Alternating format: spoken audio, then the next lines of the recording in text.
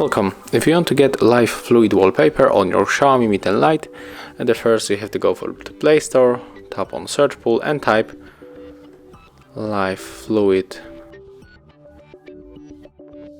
wallpaper. We are going to use this application from XIAOMI.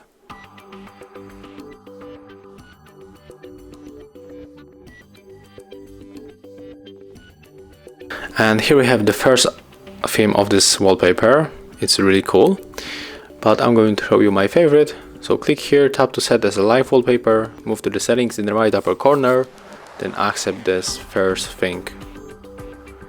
And here we have to move for this theme, click yes. And right now go back and tap to set wallpaper.